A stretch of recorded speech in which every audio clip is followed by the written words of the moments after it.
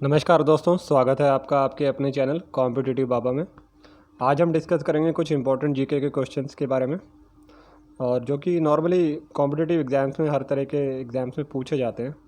और ये क्वेश्चंस आपको डायरेक्टली या इनडायरेक्टली डेफिनेटली आपको हेल्प करेंगे, ना सिर्फ आपके एग्ज़ाम में और आपको इंटरव्यू में भी हेल्प करेंगे। और अगर आप किसी हायर लेवल के एग्ज़ाम की तैयारी कर रहे हैं तब भी ये आपको आपकी नॉलेज इन्हेंस तो ज़रूर करेंगे। चलिए फिर शुरू करते हैं क्वेश्चन नंबर 1 से।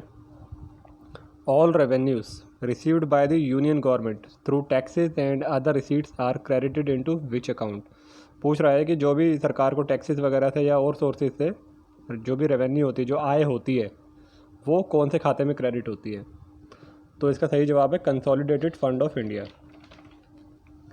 अब ये कंसोलिडेटेड फंड ऑफ इंडिया क्या होता है?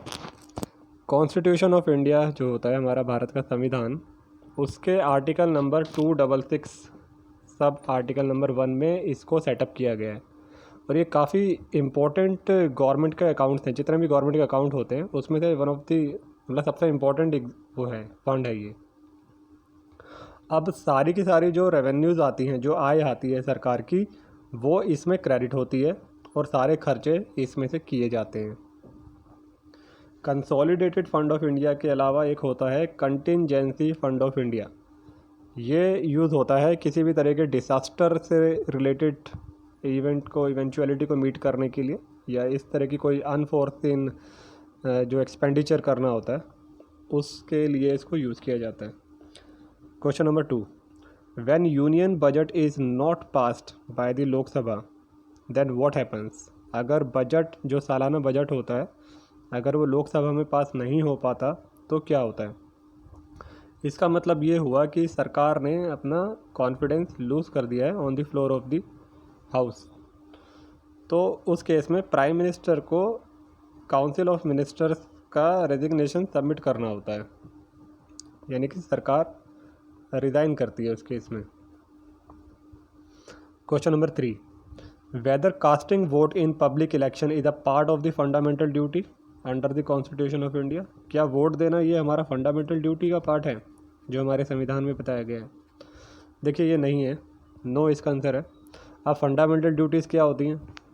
फंडामेंटल ड्यूटीज़ जो हैं, these are defined as moral obligation, जो कि सिटीजन्स के ऊपर लगाई जाती है to help promote spirit of patriotism and to uphold unity of India.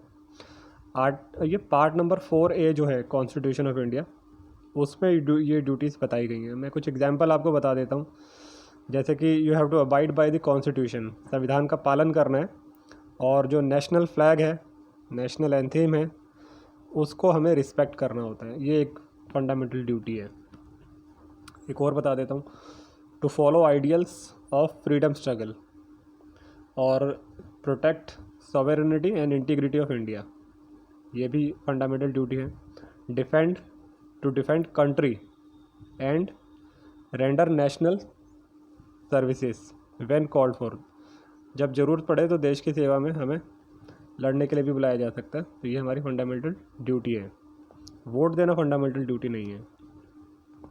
4th, Indus valley civilisation was. अब ये क्या था? Indus valley civilization, this was predominantly a secular civilization. एक ऐसी सभ्यता थी जो कि सेक्युलर थी। सेक्युलर क्या होता है? सेक्युलर होता है जहाँ पे सभी धर्मों को एक बराबर का दर्जा दिया जाता है, कोई ऊपर नहीं कोई नीचे नहीं, बराबर का एक मान्यता दी जाती है, इसको सेक्युलर बोलते हैं। तो एक ऐसी सभ्यता थी इंडस वैली सिविलाइजेशन। और कॉटन का जो है काफ़ी ज़्यादा यूज़ होता था टेक्सटाइल्स में, कपड़े बनाने में, कॉटन का काफ़ी यूज़ होता था। Question number 5, what was the main feature of land settlement system of Lord Cornwallis? जो लैंड सेटलमेंट सिस्टम था लॉर्ड कॉर्नवालिस का, अंग्रेज़ों के ज़माने में, ब्रिटिश राज में, उसका फीचर पूछ रहा है main. Zamindars who collected land revenues, they were made the owners of the land and they had to pay a fixed amount to the East India Company. ज़मींदारों को जो है ओनर बना दिया था, मालिक बना दिया था ज़मीन का, और उनको जो है एक fixed amount east India company को देना होता था। अब ये उनकी टेंशन है कि वो आगे जो पीजेंट्स हैं उनसे कितना रिकवरी कर पाते हैं, उनको हर तरह का मतलब वो एक मेथड लगाते थे रिकवरी करने के लिए, चाहे उनकी रिकवरी हो पाती है नहीं हो पाती है, आगे प्रोडक्शन अच्छी है खेती बाड़ी में वट एवर, उनको तो एक फिक्स अमाउंट देना ही देना होता था ईस्ट इंडिया कंपनी को। तो ये सिस्टम था। Question number 6, is it true that quit India movement of 1942 was a non-violent movement? No.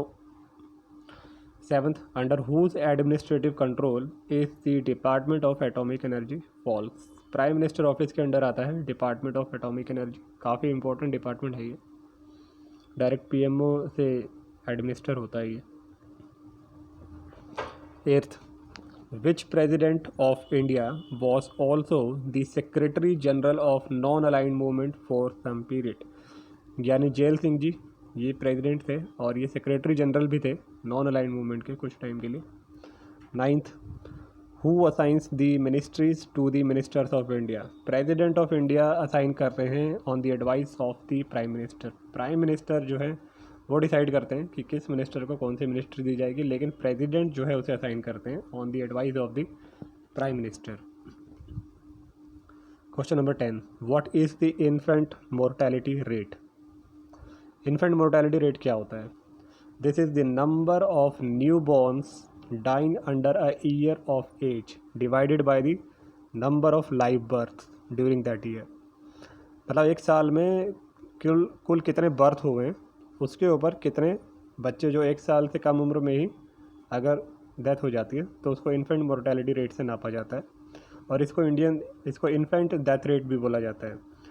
अब पर 1000 जो लाइव बर्थ होते हैं, जो बच्चे पैदा होते हैं, उस पर कितने बच्चे नहीं सर्वाइव कर पाए एक साल के अंदर, ये इस तरीके से कैलकुलेट किया जाता है। Question number 11, the first telegraph line was open in which year and between which two areas? पहली टेलीग्राफ लाइन कब शुरू हुई थी और कहाँ शुरू हुई थी, किस एरिया के बीच में? तो पहली टेलीग्राफ लाइन जो है 1851 में शुरू हुई थी और ये कोलकाता और डायमंड हार्बर के बीच में थी। Question number 12, which is the first export processing zone in India? पहला एक्सपोर्ट प्रोसेसिंग जोन कहाँ पे था? कांडला फ्री ट्रेड जोन में जो है सेटअप किया गया था और 1965 में इसको बनाया गया था। अब ये एक्सपोर्ट प्रोसेसिंग जोन क्या होता है? ये एक ऐसा ट्रेड जोन होता है या एक स्पेशल इकोनॉमिक जोन होता है, एक ऐसा जियोग्राफिकल एरिया होता है जहाँ से पर्पस ये होता है कि एक्सपोर्ट किया जाना है, एक्सपोर्ट करने के लिए इसे सेटअप किया जाता है। इसके नाम से ही पता लग रहा है export processing zone.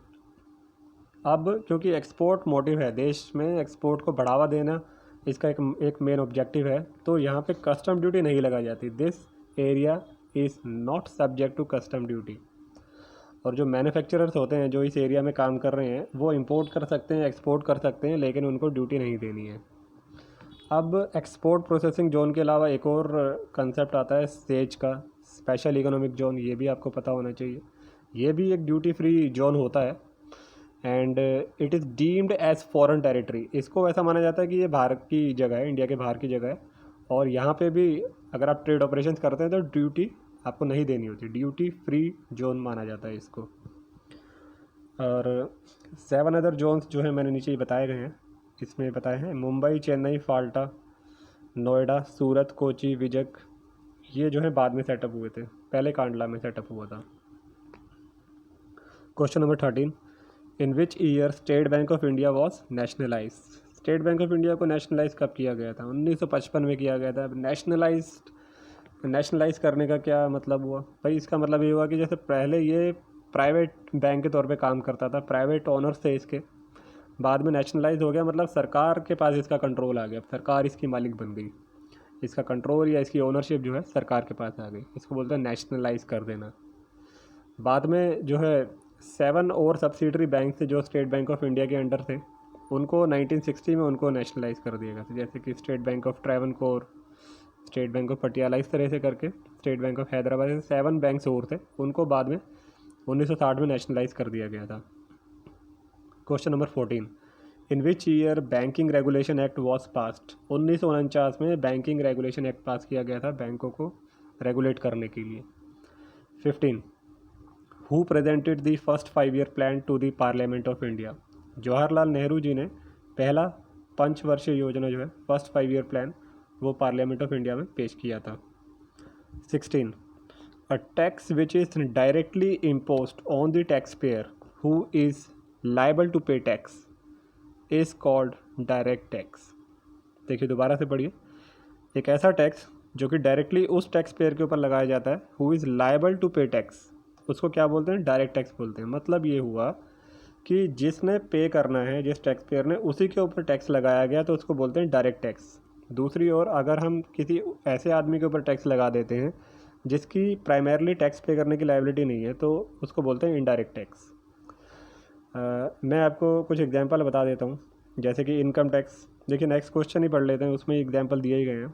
Examples of direct tax, corporation tax है, इनकम टैक्स है, securities transaction tax, banking cash transaction tax, fringe benefit tax, wealth tax, interest tax, gift tax. ये सारे एग्जांपल्स हैं डायरेक्ट टैक्सेस के। एक एक करके एक्सप्लेन कर देता हूँ आपको।